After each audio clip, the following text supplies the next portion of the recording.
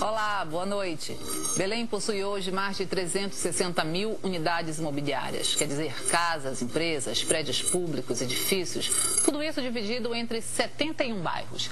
É a capital que possui a maior taxa de urbanização do norte do país. É também a cidade mais verticalizada da Amazônia Legal.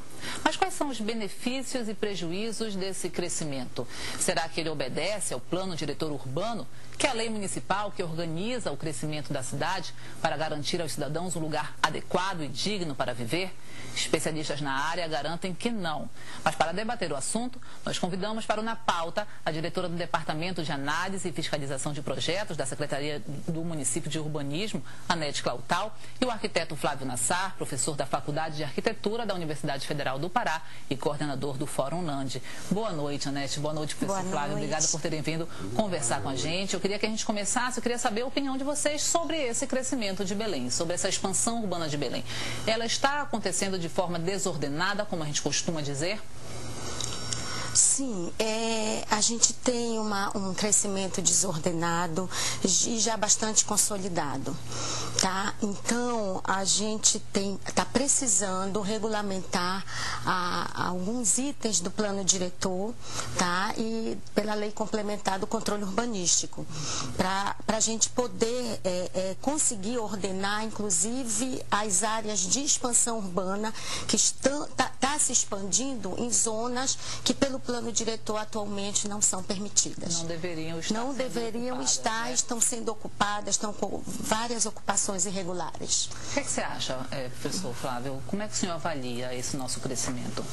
Eu acho que, em primeiro lugar, para que a gente, digamos assim, despolitize ou despartidarize a discussão, eu acho assim que desde há 100 anos, com a queda de Lemos, Belém não teve mais, nunca mais a elite de Belém, os bem-pensantes da cidade, conseguiram elaborar um projeto para a cidade, né? Então, desde então, Belém vem aproveitando o que sobrou da infraestrutura planejada naquele período da borracha, e nós estamos atrasadíssimos. Quer dizer, hoje nós estamos comemorando o BRT, quando nós já deveríamos ter metrô. Não falo de metrô de superfície, mas eu falo de metrô, de transporte com a regularidade, com a qualidade, para falar no item de transporte. E para falar no item da ocupação do solo urbano da mesma forma, quer dizer, como nós não pensamos como que Belém ficou atordoada com, digamos assim, dois grandes traumas, a queda da borracha, depois a queda da importância regional com a abertura da Belém-Brasília. Então Belém deixa de ser o centro distribuidor de produtos e de serviços de atendimento para a região amazônica. Nós não conseguimos nos reposicionar, né? Em função disso, nós não conseguimos discutir. Quer dizer, hoje as coisas que acontecem são tão primárias, são tão absurdas, são que a gente se pergunta, onde é que nós estamos? Como é possível que essas coisas acontecem em um lugar que nós achamos que é civilizado? Agora, para tratar de um assunto mais específico, eu queria colocar uma questão. É assustador a gente perceber nas áreas mais centrais da cidade, nos bairros considerados nobres, mais valorizados, a quantidade de prédios que vem surgindo, né? Os que muitos já existem e os que estão sendo construídos. A gente sabe que a cada novo empreendimento traz um impacto, traz um efeito em toda a dinâmica daquela área. Como é que é feito esse controle?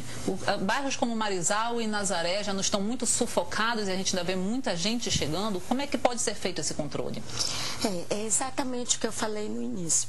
Nós vamos, a prefeitura, essa gestão, a gente está com uma equipe já das secretarias junto à CODEM, tá? Fazendo esse novo estudo para regulamentar regulamentar exatamente esse controle urbanístico. Na verdade, o Marizal, o Batista Campos, o próprio Marco, eles têm um adensamento através de um índice de aproveitamento melhor que tem, tá? Então, são os bairros mais procurados. E, na verdade, agora a gente vai começar a cobrar, através de decretos, relatórios de impacto realmente de trânsito ambiental, tá? Porque, na verdade, trânsito é uma das coisas que mais complica quando você lança um empreendimento. Quando a gente, urbanisticamente, naquela área, você pode expedir o alvará, o licenciamento de obras relacionado a todos os índices normativos, tá? Mas aí, esse trabalho de estudar a potencialidade de cada bairro, entendeu? Isso é o que vai coordenar exatamente esses adensamentos onde já está estrangulado. Esse estudo. Exatamente. Como é que você vê, professor, os principais prejuízos que traz para a população esse adensamento nessas áreas centrais da cidade?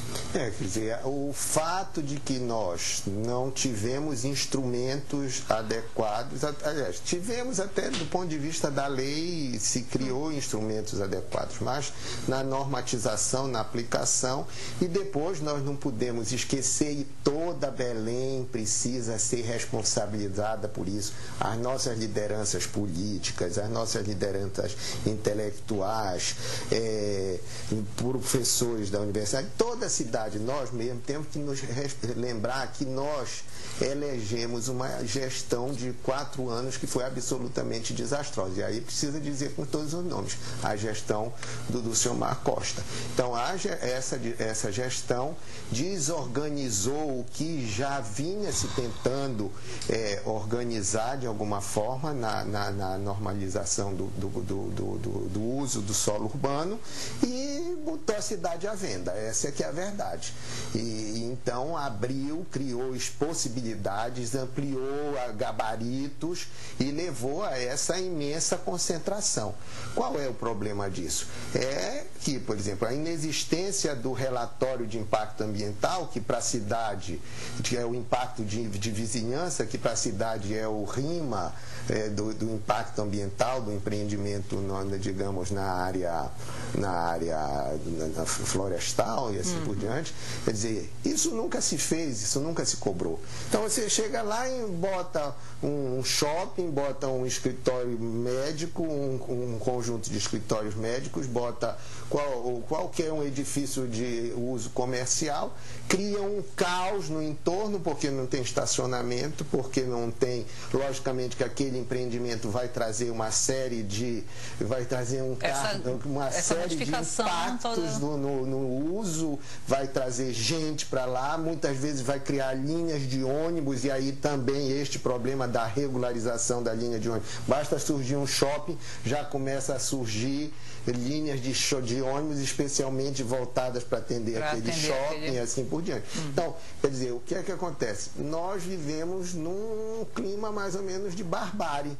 Estivemos até agora vivendo neste clima de barbárie. Foi essa herança que nós criamos para nós. Vamos lutar para modificar, né? Agora vamos entrar nessa polêmica, aí a gente entra nessa polêmica da ocupação da orla, que é o que está em foco hoje, tendo, né, repercutido aí na mídia a questão do prédio do edifício Prêmio que está sendo construído ali no bairro do Telégrafo. Enfim, a orla de Belém não pode ser ocupada? Pode ser ocupada? O que é que diz o plano diretor sobre isso? A orla de Belém, ela tem uma característica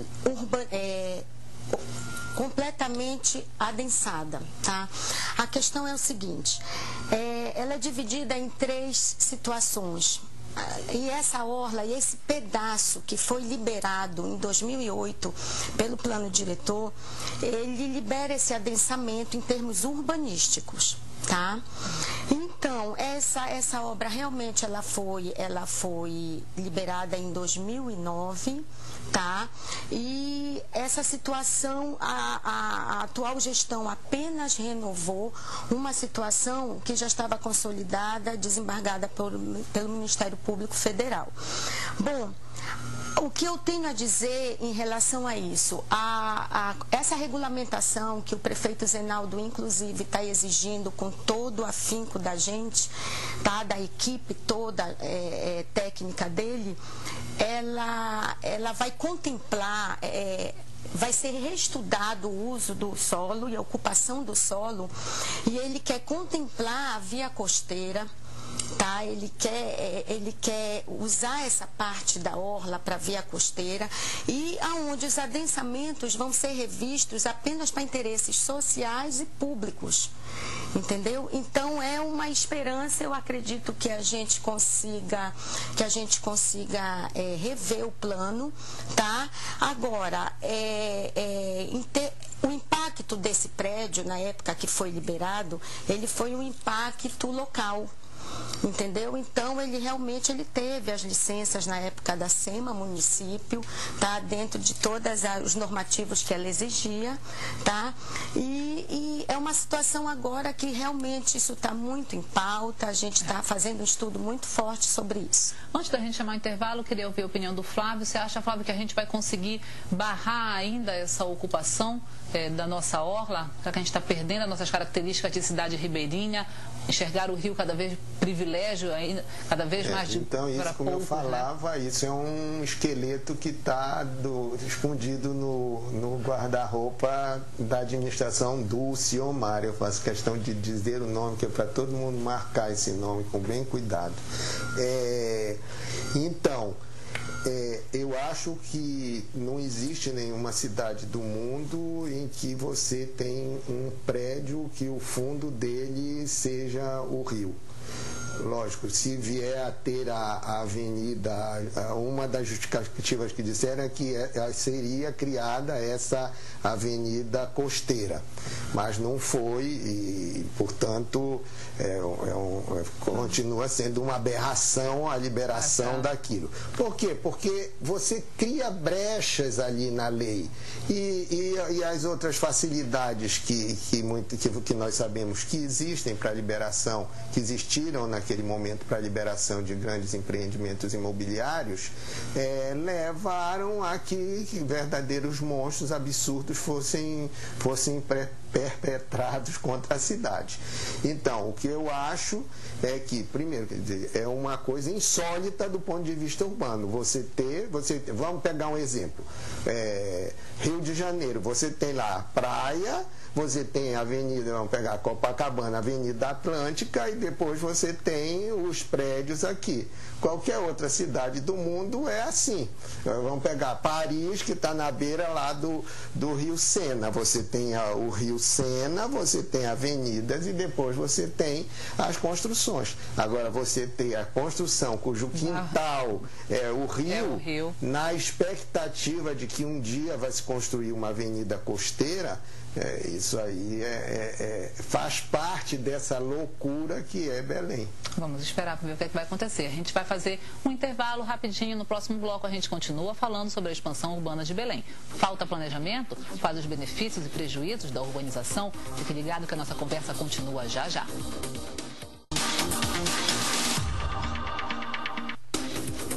Estamos de volta. Na pauta desta semana, discute os problemas gerados pela expansão urbana da capital paraense. Nossos convidados são a Nete Clautal, diretora da DEAF, da Secretaria de Urbanismo do município, o professor Flávio Nassar, arquiteto, professor da Universidade Federal do Pará, coordenador do Fórum Land. Vamos continuar a nossa conversa. Agora eu quero mudar um pouquinho o foco da nossa conversa. Vamos falar um pouco da nossa periferia.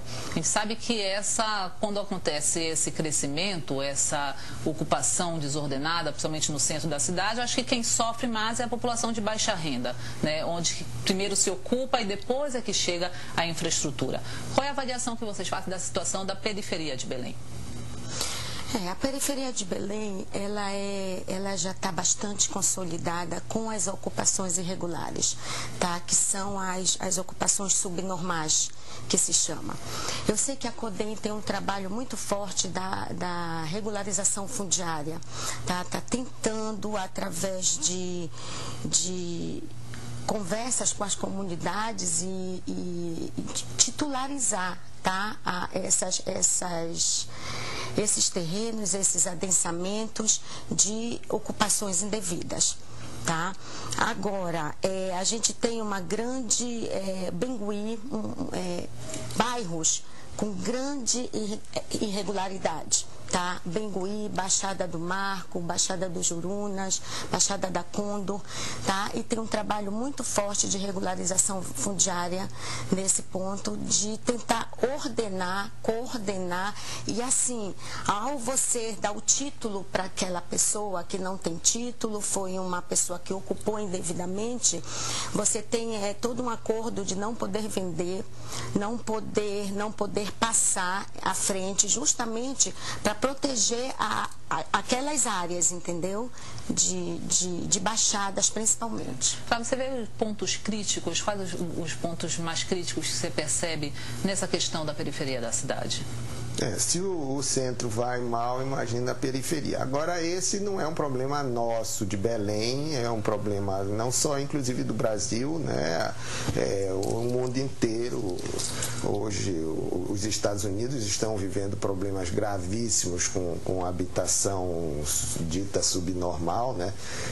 Apenas que a grande imprensa não mostra. A Europa está vivendo problemas muito graves, em função, no nosso caso, em função da pobreza que agora, digamos, nós temos conseguido recuperar, alguns tendo tido nos últimos anos uma redistribuição de renda e esses programas aí que melhoraram um pouco Minha Casa Minha Vida, material, coisa. Lamentavelmente, alguns desses são muito mal geridos, estão vendendo casa, construindo, liberando casa na beira de barranco e em lugares indevidos. O programa em si, ele é interessante. Mas eu queria continuar fazendo uma ligação entre periferia e, por exemplo, e a orla. Porque, no caso de Belém, a velha periferia, digamos assim, a periferia histórica, que seriam os bairros do Guamá, o bairro dos Jurunas, aqui um pouco o bairro do Telégrafo, o bairro da Vila da Barca, essa área aqui, inclusive. Quer dizer, esses bairros, e aí eu queria simbolizar no Jurunas, sobretudo, são os bairros que dão a conotação, dão a nossa identidade cultural. Sim. Nós somos Belém do açaí, Belém de não sei o quê, agora do tecnobrega. Quer dizer, eles são para nós a mangueira, onde nasceu o samba, os morros onde nasceu o samba. Ali eles são a coisa que mais genuinamente existe em termos da nossa identidade cultural. E essa ocupação desordenada por exemplo, eu fico com medo desses projetos de macrodrenagem, porque esses projetos de macrodrenagem, muitas vezes eles vão, a preocupação há pouco da Cristina, há pouco a NET, oh meu Deus do céu, o professor tem milhões de alunos aí, então a gente se confunde, da ANET Clautal, justamente de você dar títulos e evitar que isso acaba sendo uma preocupação que não se controla quando vem uma desenfreada especulação imobiliária. Então, a maior preocupação minha com relação a esses bairros não é preservá-los, não é deixar as pessoas morando nas péssimas condições que estão, mas é justamente que para ali sejam mantidos como índices de ocupação domiciliar, sem grandes índices de verticalização. Sim. Porque senão nós vamos perder. Porque hoje, o que é Belém, o que é a Belém ribeirinha, que a história de Belém até então e a nossa identidade cultural é que nós somos uma cidade ribeirinha. Mas hoje nós temos muito pouco da nossa população morando nas áreas ribeirinhas. Hoje a maioria da nossa população mora em outras áreas, e a região metropolitana de Belém, então, é no município de Ananindeua, Marituba e assim por diante, está bastante longe das áreas ribeirinhas. Então, essa preservação dessas áreas como, digamos assim, lugares de onde gerar, como pontos de geração da nossa cultura, eu acho que eles da nossa identidade cultural. A gente está terminando o programa, faltam só 3 minutinhos, a gente não vai ter tempo de falar sobre a questão do patrimônio, mas eu acho que isso rende um outro programa, você está convidado para vir conversar com a gente, mas eu queria dar a oportunidade para a NET reforçar para a gente qual o trabalho da Prefeitura, como é que a Prefeitura vai manter esse trabalho, a preocupação em conseguir ordenar a nossa expansão, o nosso crescimento. Para a gente encerrar, NET. O ponto principal é a regulamentação de alguns itens do plano diretor, tá? E cuidar da ocupação do solo, tá? Do solo urbano. Então, a partir do momento que se regulamentar a lei complementar em alguns itens, eu acredito que vai se mexer em alguns zoneamentos, vai se proteger algumas áreas que estão sendo, as áreas de ambiências naturais que estão sendo ocupadas irregularmente, tá? Para poder dar os títulos dessas pessoas e proteger o restante, tá? Eu costumo dizer que Belém é um polo onde para um lado é água e para o outro nós estamos cercados de zonas de ambiência natural que não podem ter as expansões urbanas, exatamente. Então, esse estudo vai regular essa situação dessas zonas. É um grande desafio que a gente vai conseguir, com certeza, superar. Gente, obrigada pela participação de vocês. Flávio, quer dar uma última palavra, sua última opinião sobre o assunto? O que é que você espera aí do nosso crescimento? 30 segundinhos para a gente encerrar. 30 segundos. Não, eu acho que Belém tem, toda a cidade tem tido capacidade de encontrar uma saída. Se nós não encontrarmos, tem o exemplo de Sodoma e Gomorra. Não encontrou solução, foi destruída. Vamos encontrar, com certeza. Mais uma vez, obrigada pela participação de vocês. Boa noite. Obrigada. O Na Pauta desta semana vai ficando por aqui. A gente volta na próxima quinta-feira com mais um debate. Boa noite, obrigada pela sua companhia.